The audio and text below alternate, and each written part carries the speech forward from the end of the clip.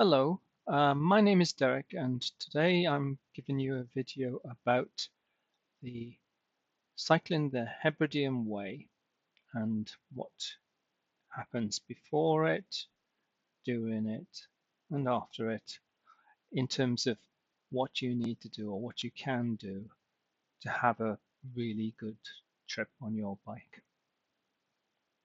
So firstly, to get there, you will either take a plane over to one of the airports, either Stornoway, Benbecula, or Barra, the famous one at Barra, or you'll take a ferry from Oban, Mallaig, or Ullapool, basically.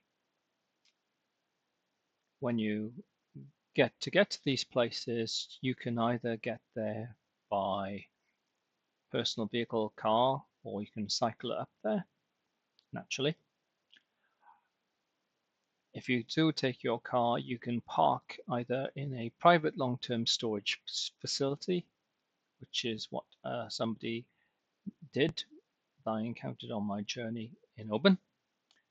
I personally went to Argyll and Bute's Council's website where I purchased a parking permit for their car parks in Oban, and that allowed me to park in any Argyll and Bute car park in Oban at the time. There were some restrictions originally, but given that the timing that I went there was when the Clipper race was in situ, they had opened up the car parks that hadn't been on that list previously to being allowed to park there from a long-term basis. I was therefore worried when I heard about the Clipper race being there. They were saying that there was potential that car parks would be full. But fortunately, uh, the one I wanted to go to, or one of the two that I wanted to go to, did have spaces when I arrived, which was just before lunchtime on a weekday. So I was able to park up, and the car remained there for over a week, and there was no issues. It was safe. It was near a CCTV, which I'd noted on using Google Maps.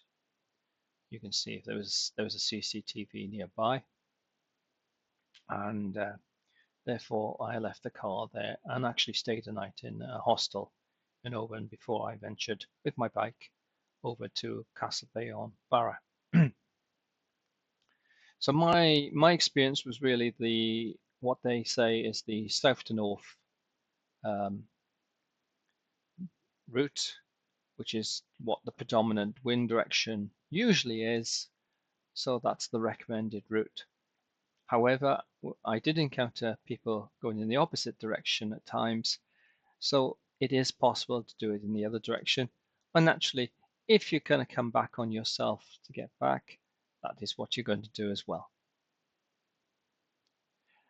To get there, on my hybrid bike, which is a Evans Pinnacle Lithium 3 hybrid bike, I had I had a pannier rack with two pannier bags on. Because my pannier rack was a Topeak pannier rack, I had a Topeak bag which I could slide onto the top, and it clips in.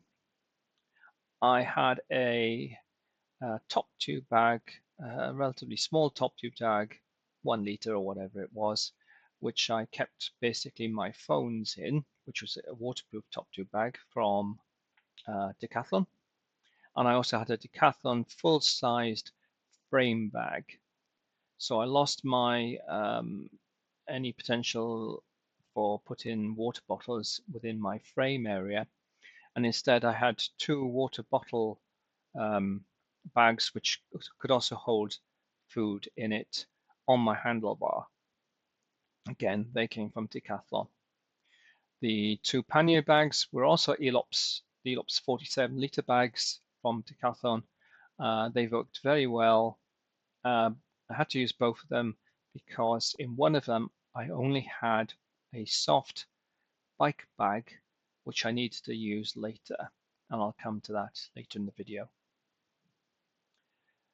The great thing about taking the ferry over is that, especially from Castlebay to Castle Bay from Oban is that you're in a group waiting alongside the harbour, which is where you check in.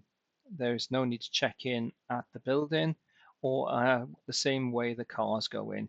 You check in at the bike area, which is alongside the harbour wall area, right next to the ship, effectively. So to get there, you'll walk along with your bike past the Wetherspoons pub alongside the harbour area. You go past the terminal building on your left-hand side, and for Castle Bay, it could have Colin Tyree up as the waiting point if you're there a little early, but that's where you'll wait. And let's say the day I went over, there was like 10 to 15 of us waiting there at least. So it was a good crew, a good crowd, including one person who might be in the hostel that night before in Oban, because I stayed the night before in Oban in the hostel. Therefore, it's great. You get on first, you park your bikes up. The crew of the ship crew will then lock your bikes in using ropes to ensure they're secure. You can leave your stuff there. You don't really have to lock up your bike. It's all pretty much safe, believe it or not. I hardly ever used my cycle lock during the whole trip, to be honest with you. And you go up, you can get up to the deck where you can just sit down, get your seat with your bag that you take with you, your rucksack in my case. I did take a rucksack with me, and just sit down and enjoy the view before everybody else comes in. So you're first there, you get first choice of sitting. And as I said, you meet people, you talk to people, you get into conversations, and you enjoy the trip. It's a 5-6 hour trip, so it's good. You can keep your seat or have your seat kept for you with others because you're all together effectively, and you can go down to the various places in the deck below to get coffee, drinks, snacks, and other things, food as well. Arrival at Castle Bay again is good. You will be then effectively the last people off because the cars and other vehicles will go off before you, and the passengers will, any foot passengers will also come down in the same way. Because the ferry usually arrives around 5 to 6 o'clock, it's usual you can make some distance, but a lot of people go to Battersea, to the wild camping or the camping area there, or if like me you're not in for the camping experience this time, you go to your hostel, B&B, or whatever in Castle Bay. If you do go and camp, there is a community centre absolutely dead opposite where you camp, as well as the Hebridean Way first starting signpost. There are showers there, but you will need cash, and the showers cost 50 pence, so you'll need 50 pence in cash. They also request that if possible you do give a £3 fee for using that area to camp overnight. A lot of people from the ferry did go and camp there, as I said, and therefore it's a bit of a community when you go and camp there in that neck of the woods. I joined them the following morning, seeing a couple of people already on the way out as I went over on my bike. Unfortunately, as I was staying in Castle Bay for 2 nights, I didn't have to take a great lot of the load on my bike as I would have done because I was staying in a hostel. So I was relatively light in weight comparison. I did meet somebody I had met before there, and he was going also up to the north a little later on, so I joined him in our ride up the west coast, and then across to North Bay, where there's a little cafe, very nice tea and coffee and lunch could be had there, and then further up to get to, and I left him when he turned right to go to Ardmore and the ferry there. Please note the ferry times. I personally booked all my ferries just to be sure of everything. So that the remainder of the day, I therefore enjoyed going right up to the north of the island and then coming back down the east coast, which is quite a trip. The roads are good, but it's quite a hilly, that east road rather than the west road. There's a co-op also in Castle Bay. That is probably the main shopping place for getting food and stuff. And to be honest, when you're in a hostel, you just need to get stuff. And that was a great hostel I stayed at in Castle Bay. Effectively, they gave you a sticker that you could put your name on a bag. So that therefore became my bag, that I kept that sticker on throughout the entire journey. So that any hostels that I stayed in that I needed to keep stuff in a fridge, I had a bag with my name on. So anything I did buy for food and drink was safely in a fridge with my name on. The next day, I then started it from Castle Bay up the west coast again to the ferry terminal. And because I was feeling really good, I had porridge for porridge in which I put boiled water in, and blueberries. Eating well is important to get to the ferry port. And I was there early, much early, because I just left early. It was I was up, I was ready to go, so I went. So I managed to get the earlier ferry over from Ardmore to Eriskay. I have to admit, then I then walked up the steep hill after the Eriskay landing area. There is toilet facilities on both sides, and then rode over the causeway onto South Uist and followed the Hebridean Way.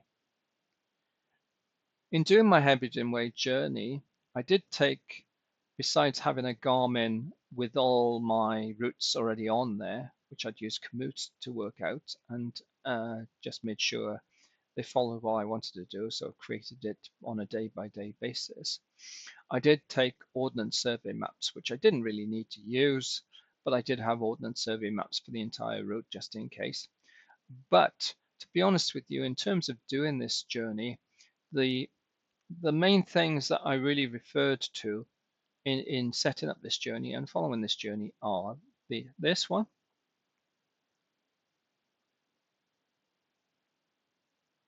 which is a map, and the accompanying book,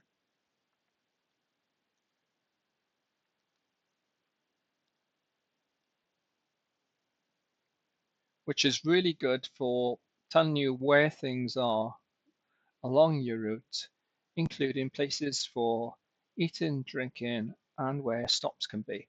Now, admittedly, I did use this in before I went in order to uh, ensure I had stops for overnight stays. As I said, I wasn't camping, so I was therefore looking for hostels or B&Bs or hotels or inns or something like that. And in one case, I felt I personally preferred an experience where I could hopefully get a better night's sleep, but I wouldn't be disturbing anyone else, by the way.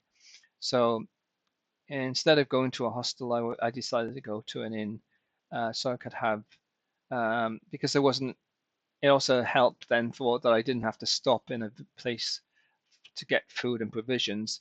That was a bit far from my final location. Very thing about if you had refrigerated items that they would not be in best of shape by the time you reached there. So this night I stayed at the RSA Inn at Lochcarnan and had dinner, bread and breakfast there. It was a good place to stay. It's a little off the beaten track. Your bicycle does stay outside though, outside the front. It's not under cover, but again, because it's not really that difficult, it's safe. It's really safe. So as long as it doesn't rain, your bike will be fine. So getting back to the map, as I say, this map, that's on the back. And if I open it up,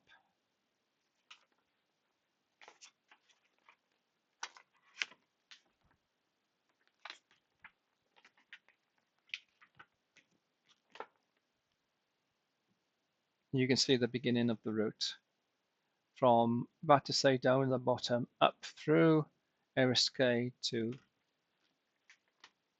South Uist, Daliburg, and I ended up day 2 here at Loch Carnan. Day 3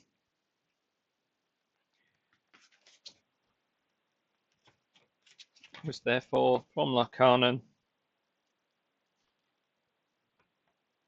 which is there, all the way up and around here to Berneray. This was a real difficult day. It rained bad, but I stayed at a B&B in Berneray, very nice place.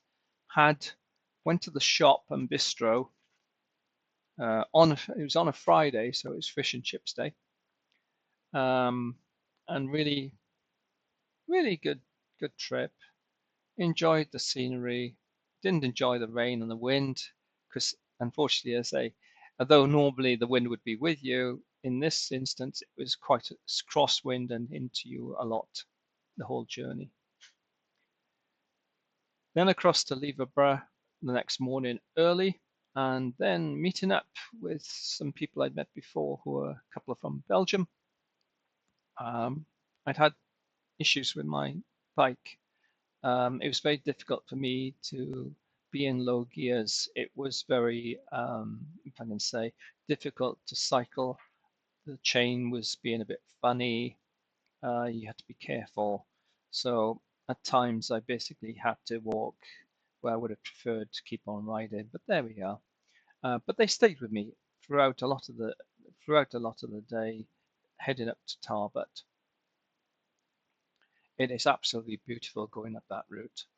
Beautiful beaches along, and vistas and everything else. We actually had lunch at the Park Nisa Boys, which was good because the van at the campsite was actually closed that day. This is a Saturday, whereas the Park Nisa Boys was open. At least the restaurant was, but unfortunately the artisans facilities were not open at all. Certain things were there that you could look at and potentially buy, but it was really not open. But it was still a good stop, and the view from the window of the restaurant is something absolutely beautiful. Into Tarbert, I stayed at the hostel, and it was a big room. It was a room hostel with lots of people in. It was, and for me, it was a top bunk. I was basically the last person in. I think people had been staying there 2 days. But I was able to put the bike in the bike shed at the back. You had to take everything off of the bike before you took it there because it was like really steep steps. Any weight on your bike and you were having a hard time. And there was still a bit of weight on my bike, but I managed to get up the steps and put it in. And for my bike, I was able to use the bike rack, which of course they got these wheel clamps, and not everybody's favorite, but at least you could put the bike in.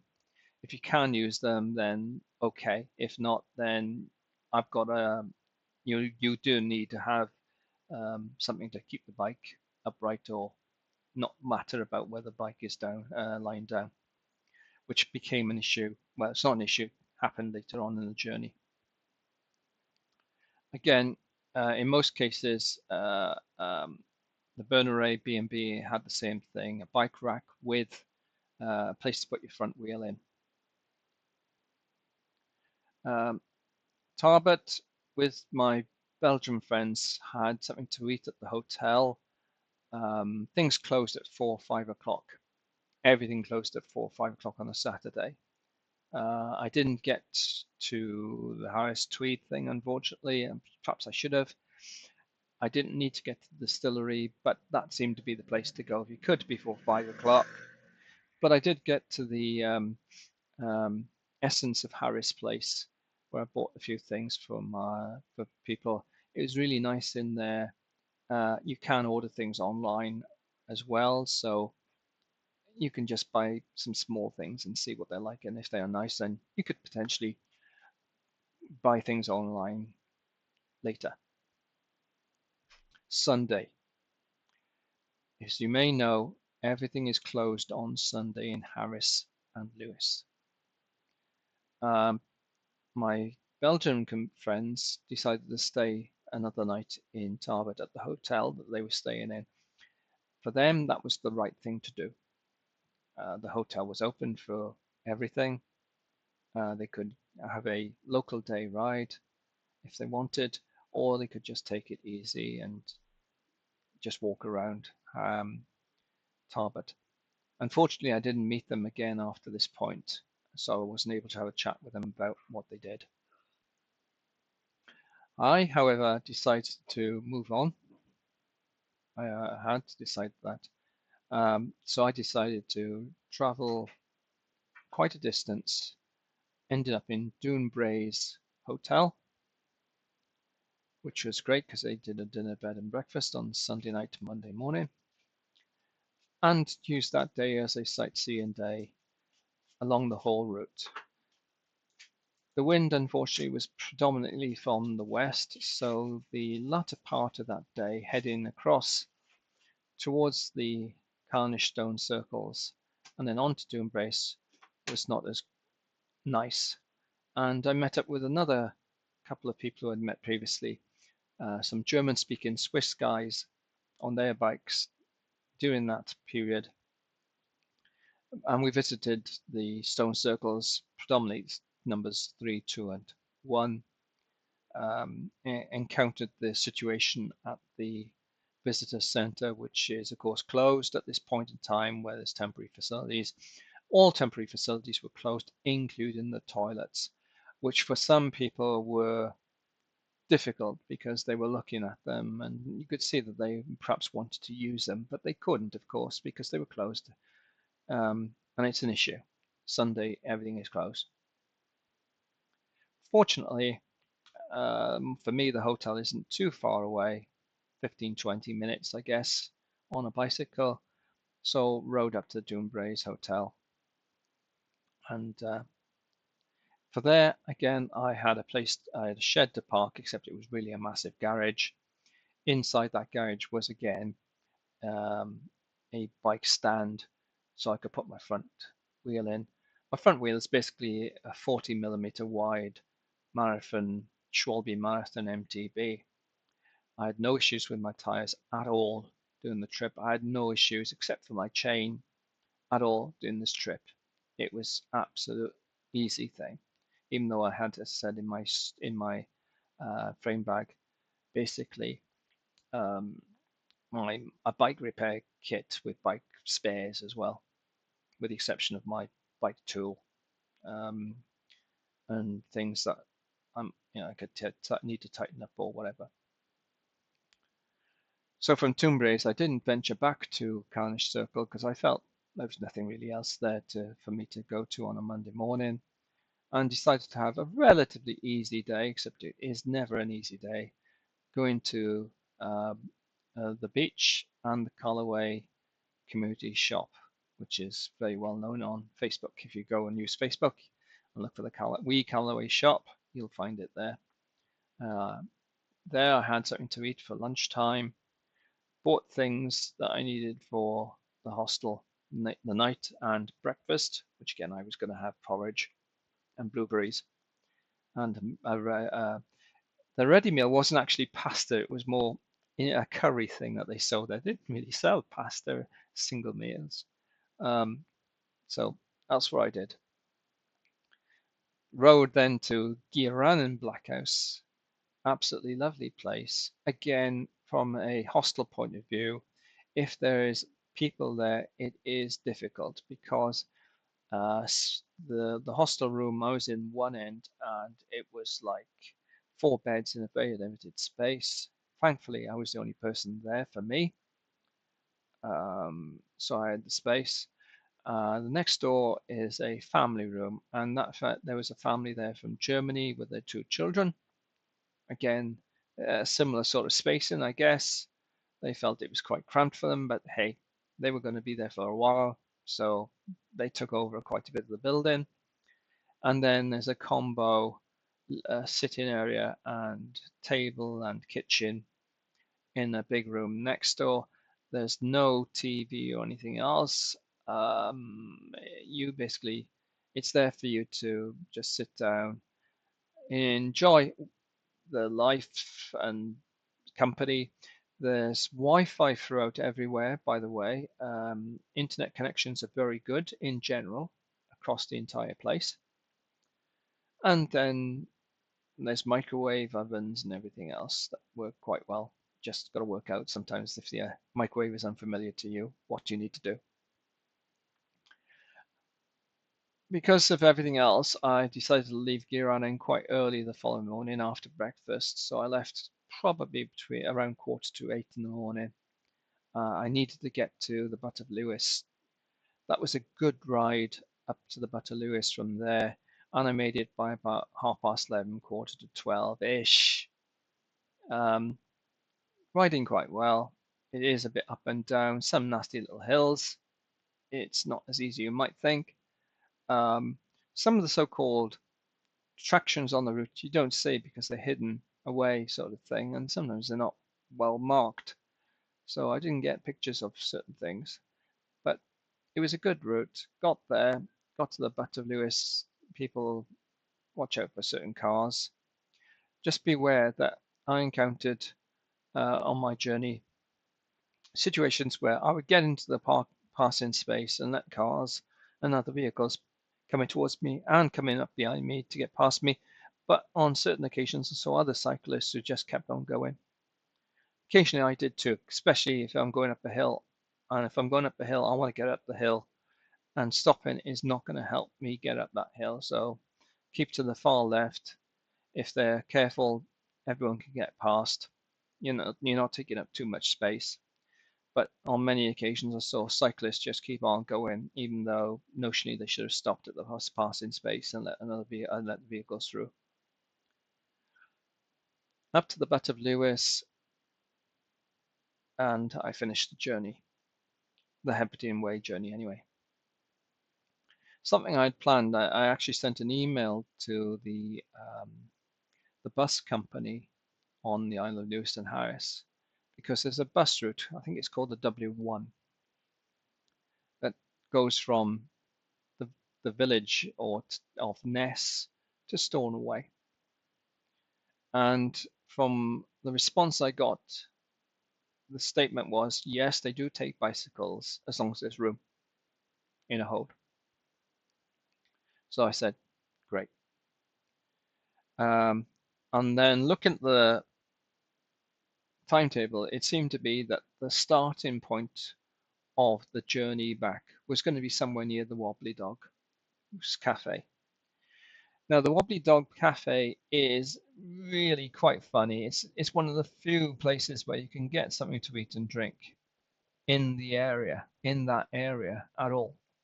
And yet, I was told after I'd left there that it was up for sale or it was being sold, and that the owner was leaving in September, and it might change from being a cafe with things that were quite interesting in it to a surface place. Personally, and this is my opinion, I hope not. It is needed there for all us travelers. It's a really great facility, so please use it if you do go in that direction. Now, the bus stop I got conflicting information, but because of who the driver is, the bus stop is the road that you turn left in, which is just before the Wobbly Dog. As you're approaching this, you turn left to head towards the Butt of Lewis, and it's down there on the left-hand side, less than 10-15 meters from the actual junction, because the bus is then going to head towards the Butt of Lewis and then come back around before heading back down towards Stornoway. The cost was £7.40.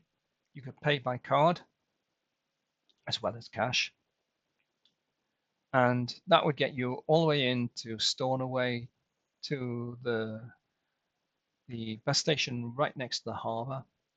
The bike would go in a hold. In his case, he didn't ask for anything to be done. You could put the bike in. It fitted without taking anything off, basically, and it was great. I then stayed at the hostel in Stornoway that night. Again, the issue was, the issue was it wasn't because I had a room to myself, and I'm glad because the ferry the following day out of Stornoway was at 6, 7 o'clock, so I needed to get up really early, and I didn't really want to disturb anyone, and I wasn't going to have breakfast, even though one is provided there. A basic breakfast is capable of being provided there. By the way, when you go to hostels, please make sure you strip your bed off of the duvet cover, your undersheet, and your pillowcases, and put them in either at the bottom of the bed or a safe place, or wherever they ask you to be put, because basically if you're in it, they need to wash it. Again, I saw people who just left the bed as it was, so it didn't really help the people. Ferry from Stornoway to Liverpool. Again, in my case, I had hoped to pack the bike beforehand, but that became not possible because packing the bag created a weight situation, and the weight situation was not good enough. So instead, I kept the stuff on the bike, and I was basically one of the last people to enter. Well, I wasn't one of the last. I entered the ferry midway through when they could put me on in a reasonable place. But I wasn't the first on. I wasn't the last on. I think the ferry passengers got on before me. So I wasn't at the best seats of the house, let's say that. But I was able to get onto the panoramic, internal panoramic deck and watch the way we moved from Stornoway to Liverpool, which was absolutely a wonderful trip, and get food and drink. Um, Again, you can leave your things there. People will generally not be silly about stuff. They know you're sitting there and whatever. And again, I met some people who I'd met previously. They were heading back home as well, but they weren't on bikes. So I was about if I recall, there was one other person on a bicycle who was going on the ferry at the same time as me. But I was the only one who was then going to take a bus from Liverpool. Buses from Ullapool, you can take your bike on CityLink Scotland.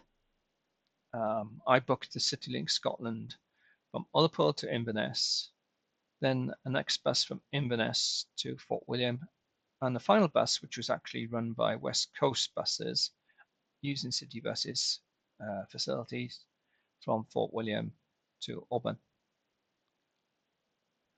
The first two, well, the first one was great. Great driver, helped with the sock thing that they wanted to put on my bike. I didn't have to take anything off. I just needed to put the sock on, and he helped. The sock was quite loose, so it got on quite okay, and I got help. There was two buses, so I was allocated to the second bus, which was going to stop en route. But as it turned out, even with the roadworks and everything else on the way, we basically ended up just arriving about 5-10 minutes late. The stop that you get off at in Inverness is also then the stop that you get on for Fort William. So I just waited there. I'd taken food with me that I'd bought with me as a way of keeping going. At this point in time, it was lunchtime, and then got the bus from Inverness to Fort William. The driver didn't realize I had a bike initially, but he didn't complain too much except about the fact that the sock didn't fit my bike as well as the previous one did, because it wasn't as well used, believe it or not. But hey, he was a bit fussy, but hey, I got to Fort William.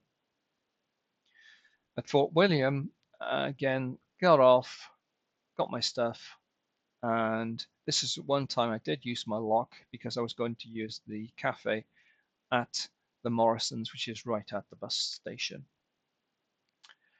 The food at Morrison's, to put it mildly, is just about edible. It is not going to be that great, but it takes an hour or so of time. It's a 3 hour plus wait, but at the end of the day, I'd rather, after eating something, I got out, got my bike, went around to the stand, asked where does the bus go from. It's right at the far end, and went there. Uh, Eventually, the West Coast bus turned up. He again didn't realize that I had booked a bike, and then it became a bit of an issue, but there was patience on all sides. And we basically found that the only way I could get my bike in the section of the hold where the bike could go was to take the front wheel off. So basically, I put the bike in my bike bag, which I brought with me, and took the front wheel off and put it on top. In a way, I wish I'd used my bike bag with the wheel on earlier, because the only thing about the bike that I couldn't put inside the bike bag with the wheels both on would have been the handlebars. Everything else would have been covered, which was basically what was needed anyway. But in this case, I had to take the front wheel off and then put the front wheel on top of the bag. I could have put it in the bag if I had time, but I didn't have time.